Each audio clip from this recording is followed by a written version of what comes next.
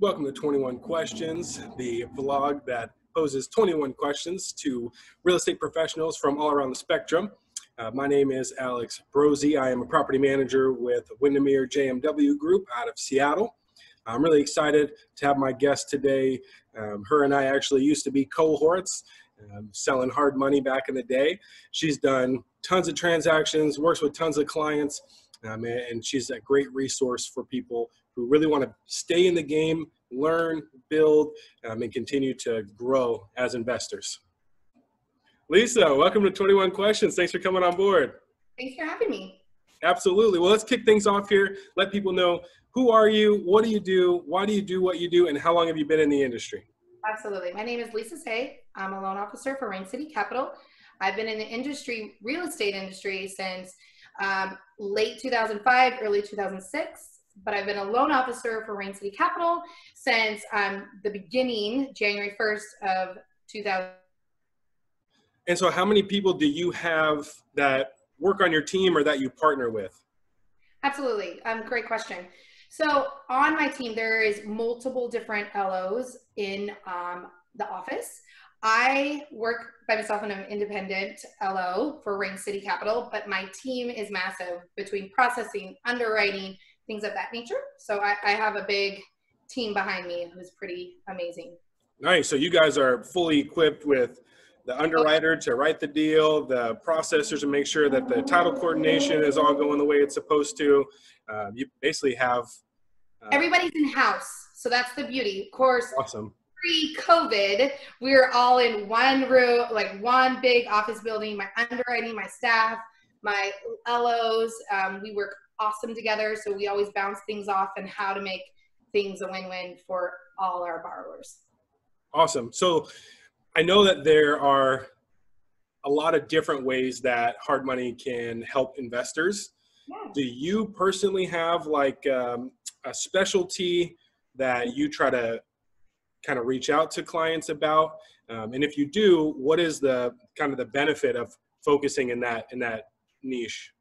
Yeah, absolutely.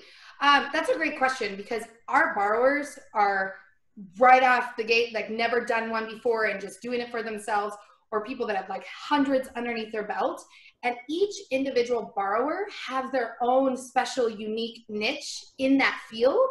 So we service all of them. We can do from like not just auction properties all the way to long-term products. So we're here to actually service all fix and flips, buy and holds. We have cash collateral, land collateral. My big thing is, and something that I've kind of just been the manufactured queen swap, is a lot of my clients, that's a new trend, is people are buying land, getting it for a really good deal and putting a new manufactured home on it and then selling it and making great money. So I kind of joke between the other LOs that I'm the manufactured queen. I'm the only one that's done them so far, and I do a lot of them. We have a lot actually in our pipeline, and people are starting to really love that type of flipping. That's crazy, and I'm glad that you mentioned that because things are way different nowadays when it comes to the manufactured home. Mm-hmm. We all, I think, have this kind of picture in our head of the manufactured home of this like rundown and gross, but it's not the case anymore, especially when we're looking at places like Issaquah or North Bend, where the cities, the towns themselves are like exploding with infrastructure. They've got these cool bars and restaurants and stuff to do there, and then there's still a ton of land. Right. So I'm glad that you mentioned that, and I think a lot of people both have underestimated their value, but even more than that, other people are catching on and saying like, whoa, this is a cash cow if I can jump on it. Right. And it's definitely been the case for a lot of my borrowers. The beauty is for people that are getting into the business that have, some experience or no experience, you're not banging on a hammer. You're buying it. They're setting it up most of the time. Of course, you save money if you could do that yourself. If you can do the site work, more power to you. You'll save some money, but it's a great way to get in. And you also can have an A and B option for your takeout. Like if it doesn't sell, you got it at a great price. The chances are you're going to be able to burr it, and then you're going to be able to get a renter and you can help them out there. So It's awesome. I'm a big fan of it, and it's all over. So it's kind of a cool little thing that's going on. So Yeah, I'm glad it's changing because I think it opens the door. Like you said, people who are brand new, and this goes really for almost every part of real estate. When you're brand new, anything that you can do to save yourself a lot of the headaches that come with really right. being full-fledged into the line of work, that's a win for sure. Right. And real estate is one of those, you can read all you want. You can read every single book, but the biggest challenge is to take that first jump. And I think that's what holds people up the most, is just taking that leap of like, all right, I know what I know. I don't know what I don't know, but I'm okay to make mistakes and learn from them and know that this investment, maybe I make some mistakes that it's going to cost me some money, but I at least know that it's going to teach me, because real estate is a hands-on business. You can't teach your experience with real estate, no matter what. So that's just something I've learned. Well, and that's a great segue too to my next questions, which is, what makes your clients' experience successful, and what is success in your line of work? I know you kind of touched on the first one a little bit about what makes their experience successful, and it's kind of obvious what makes it a successful experience in hard money in a transaction where you're, flipping a property. Right. But can you give me a little insight for the clients that, especially the repeat clients that come back to you? Why is it that they've had success? What does that success look like? Absolutely. Great question. I kind of go back to everyone's success is unique. I have borrowers that have to hit a certain dollar amount return after all said and done in order for them to find it successful. I have borrowers that say, I want so many doors, and they're going on appreciation versus what they're getting now because they might know something different of like zoning or whatnot. Mm-hmm. So what I find successful is that individual's borrower's success. One thing that I am very passionate about is the individual. So for me, when I have a customer come to me and say, hey, I want to borrow money, I'm not just going to be like, okay, great, let's punch the numbers and let's get you out the door. I'm not doing that. That's not successful. I want that relationship. I want to know, do you want doors? Do you want to flip? Do you want to flip some more so you can get some doors? Do you need contacts? Do you need a property manager? Okay, here, call Alex. Like, I want to know what you want to be successful so I can help you. And the best thing about investment is one deal may be this number, but the next deal might be something else, and you might be wanting to get something or a 1031 exchange or something. But I need to know what they want, and I want to take the time to know them and know what will make them successful. Yeah, and I think that that's something that's really overlooked when people from either the outside looking in, or even some people who are, like you said, they're just trying to take that first leap into the investment space. They don't know what they want. They're like, oh, I've been watching HGTV, and these people buy houses for $30,000, and next thing you know, it's on the market for $300,000. I want to be that guy, right? Yeah. We all want to be that person. Right. We all do. Yeah, right. But we really have to define what that is, and which is a great segue to my next question. What's the number one issue you see being a hard money lender for your clients? And then what do you do to, I mean, obviously we can't avoid everything for our clients, but what do you do to mitigate that issue for the people you work with? Yeah, that's excellent. Another excellent question. So I find that people struggle when they don't know their budget, when they're not doing their homework. Like if it was me and I'm flipping, I would go down to Home Depot and I would start memorizing those lines. How much do things cost? Because if you have a contractor coming in and saying, oh, it's going to take XYZ, but materials cost this much, and they're only saying the budget's here, you're like, wait a minute, what's going to happen? Mm-hmm. I feel like that's their biggest problem, is they don't know how much things cost and what they should be charged. And how I help mitigate that is we look at the budget and scope. We have multiple people who actually look at the budget scope. When I first get it, I always ask, what's their purchase price? What's their budget? What's your ARV, after rental value? And we figure out, does that deal make sense? And if it doesn't, I'm going to tell you. I'm going to say, hey, buddy, like, show me what I'm not seeing here, because this deal doesn't make sense. And if you give me a budget, I had a recent guy say, oh, I only have $7,000. It's only going to cost $7,000 to repair. I'm like, tell me about it. What are you going to do? Right? And he's like, I'm going to do carpet, I'm going to do paint, and new trim work. I'm like, well, what are you getting at cost? He's like, oh, I think I can get it. And that's that word, I think. Mm-hmm. No, you need to know. Go down to your local store, figure these out, because what I don't want you to do is say it's 7,000, get to draws and be like, oh, it actually cost me 20. So long story Which short, happens way too much. People, oh, it's only going to cost me 50, and then, oh, wait, no, and I need another 30. Well, now your ARV is off. Your LTV is all messed up. Now we got a problem. And as cheesy as it sounds, and I don't mean to be like, oh, drinking the Kool-Aid, but we don't do that where we're at. And I think that's one of the reasons why I'm so passionate of where I work, is because we're just not a hard money lender that, you know, is going to push the numbers, push the deal, and cross the fingers and hope for the best. Right. We want that relationship, and we're going to tell you, hey, let's figure this out together and make it work. Yep. And you basically answered my next question, which is, how do you stand apart from your competition? What makes you different? I think that's it, to be honest. I really do. It's that relationship piece. We have tons of repeat clients. And, you know, sometimes we're human. We always try to want to get the good deal. And, you know, I've had people go somewhere else, but they didn't get the service. You can't put on price tag on that. And they come back because they realize, ooh, that didn't work out so well. Or we have a phenomenal draw process that's seamless, and we're known for that. And then so when they go somewhere else and they don't get that same service, that, you know, half a point difference really didn't make, you know, it hurt.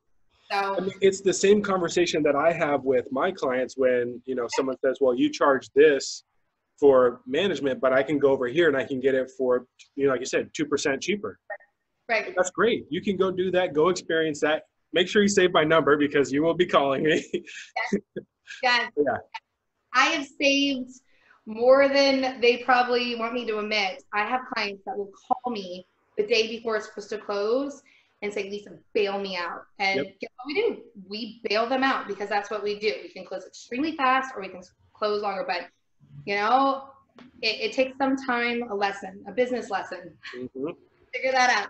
Well, it's like you said, you know, the paralysis by analysis is the first thing that you have to get over. Right. And then really the second thing that you have to understand is that this is an investment. It's not a guarantee. You're not always going to make money. And sometimes you're going to lose money, but as long as you are learning, you're going to continue to grow as an investor. Absolutely, 100%. Even the old-time investors that's been doing this longer than you and I probably have been alive will say they still learn, and they're still learning. And with the market and the market changes, this isn't a business that what is tried and true today will be successful tomorrow. You have to constantly evolve and be willing to evolve. Like, people that are in this business, I love because they're go-getters. They're like, we're going to do this. They are self-efficient. They make shit happen, if I'm allowed to say that. But like, that's who they are. That's who we are. And I love my borrowers. I think they're amazing. A lot of them are amazing people. Well, and I think you bring up a great point too about how we have to continue to adapt. So I've got a big set of questions for you here because they're all related. So how do you adapt to changes in the real estate market? What changes do you see coming? Or maybe they're already happening, we're in the midst of. What do you think that's going to do to your clients? And what are your plans to continue to make sure that things go well between you and your clients? Okay. So I'll make sure I try to touch on every single one of those questions. So if I forget a question, you know, say, hey, what about this question? I got you. There has been a lot of change, right? It's just, we're in, you know, the last couple of months have been changed. You know, when everything happened, we were kind of like, okay, wait, what's going on? Let's see it. You know, the market, we thought, what's going to happen? Tons of people, tons of investors started getting their cash out, like looking at 2009, right?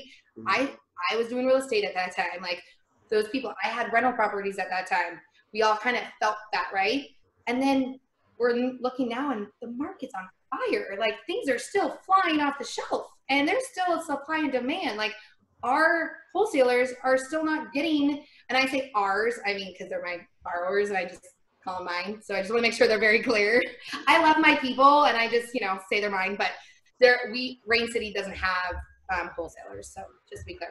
But I have wholesalers that I work with a lot.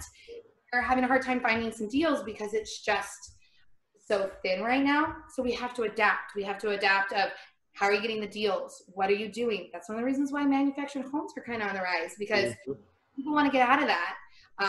And they want to take their money and they want to, maybe retire or do whatever.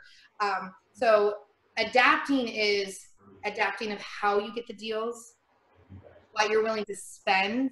Like a year ago, you need to make sure all high ends. Maybe you're not spending everything on it because it's still flying off the shelf. I don't know what that business model would look for them, but maybe they can get that. Adapting means we're going to maybe look at a little bit more of your ARV.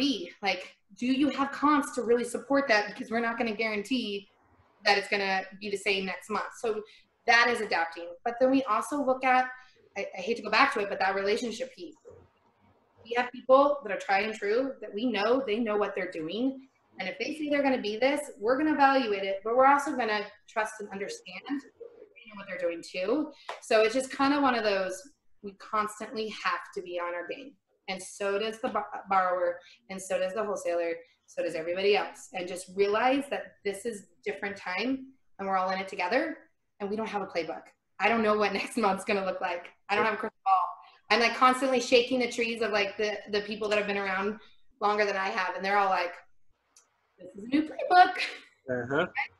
And, I go down to the auction every Friday down in Pierce.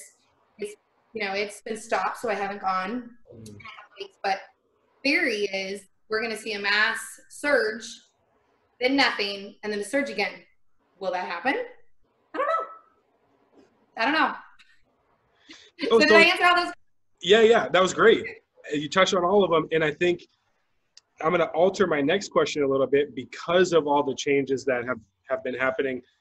Strangely enough, the really only change with the Seattle real estate market is that it continues to get more and more aggressive. Meanwhile, the whole rest of the world is shutting down. So my next question to you is, and I don't know how much you can release of this, okay. But what does it cost? What does it cost me to get money from you? Right. Okay. Great question. Because, honestly, everyone's like, tell me the numbers. And I'm always the bottom line. Right? Like, I'll tell you the numbers after you talk to me about you. But if you call me up, you're going to be talking to me. I'm just giving you the fair warning. But so traditionally, our points are anywhere between 2 to 3 points. Our terms are traditionally, this is now post-COVID. We used to be at 7.5 to 12. Now we're looking at more like 9 to 12. But that is also ready to be adjusted and changed. That's where we're at right now. So it doesn't mean that's not where we're going to not be able to go back to the way things were in a month from now. So I hesitate to say the terms because I'm hoping they get better with a little bit of time. And I think they will. So, well, and even with that, those are still great numbers. I think a lot of people have been scared of hard money for a long time because they hear 12%. They're like, oh, that's all my money. Yeah. But really, it's just like any other type of investment. You have to put all of these different pieces together to make the deal work, right? And having a company that, like you said, wants to know about their borrower, wants to have a long-lasting relationship with their borrower, has the full set of processors, underwriters, business development managers. It's all there, and they all want to make sure that you're going to win too. Right. So if 12% is scaring people away, I think they need to call Lisa and have a conversation about what they want so that that person can truly understand what that 12% means, right? People are thinking, we have the lowest rates in history right now. I can go get a 3% mortgage on my house. Why would I pay 12%? Right. And I think that barrier is what keeps a lot of people from using hard money. Right. And then the thing is the mindset of that. We're a short-term solution for a long-term investment. Yep. Like that is huge mindset to think. And it's, our highest is 12% interest only annually. So that means if you have a $200,000 loan, it's $2,000 a month. It's 1% a month, 12% annually. So if you've done more deals and the deal makes sense, you're going to get lower rates. Mm-hmm. So it's make sure the annual part is in there. But we're here so you can leverage your money. So instead of putting all your funds into one deal, maybe you could do 1 or 2 or keep some money in the bucket because of the times, right? So I am huge about education and how we can help you be successful. I teach classes. I do Hard Money 101 classes. I'm huge into women investment, and because there's some badass. Am I allowed to say that? Yeah, yeah. Especially when you're talking about girls. Yeah, absolutely. There are some badass women in this field, and just kind of like we were talking about earlier, it's like I don't want people to think this is a boys club. It's not. Like, there are some kick-ass women that are doing awesome things, that are doing it all themselves, and maybe not the electrical or whatever because that's not their jam, but there are people all walks of life in real estate. And so I have a women's investment. As of right now, it's on Zoom just because, you know, the times that we're in. Hopefully we'll be able to do it in a personal setting. But if anybody wants to be involved in that, it's just where we talk about, you know, networking and collaboration and all that. So I'm just, you know, sorry, I kind of went on, I digressed there. You talk about, like, I'm passionate about that. So anyways, I'm sorry, I digressed. Oh, that's okay. So I'll answer all four. I'll have all four of these go then. I mean, you've answered all of these, which is awesome. Why should someone work with you? Why should someone work with your company? Do you have a group or a class? And then how can people reach you? So, so you can have the floor. I'll give it to you for real this time. So I'm sorry, I answered a couple of those in my my going off. The big thing is like, there's just not me in my company that feels passionate about long-lasting mutual success. That is what we're all about. That's hammered from the president of our company all the way down. If it's not a long-lasting mutual success, we're not doing it. Like, I just can't stress the importance of having someone on their team that it's your money, right? Like, that's your investment.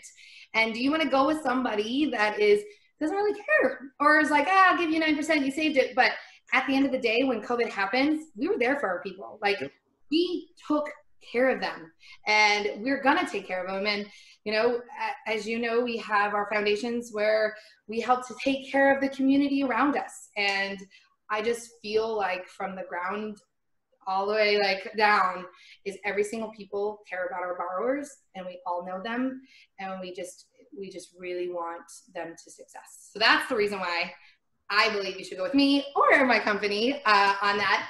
I have the two groups, Hard Money 101, or if you're a real estate agent or property management, I love going in and I could talk about what hard money is and how I can help you be successful. Because if more people are buying and holding, you have more rentals. Just like real estate agents, if people don't know what hard money is and they're scared of it, let me educate you and tell you how it works. So not to be afraid of it, and to know that we're here to help you leverage your money and be successful. Yeah. And so I will make sure to link to all of the ways you can connect with Lisa, including that $100 mission, because I think that all too often people put this kind of stigma on investors that, you know, we're money grubbers and all we want is to, you know, fill our own pockets. And Rain City Capital is proof that that's not the case. Not the case at all. So, far from it. Yep. Absolutely. 100%. Lisa, thank you so much. I really appreciate you coming and answering the 21 questions. Yes, absolutely. Thank you so much for having me. It's a pleasure. Thank you. Always good to see you. Okay, good to see you. Bye. Bye.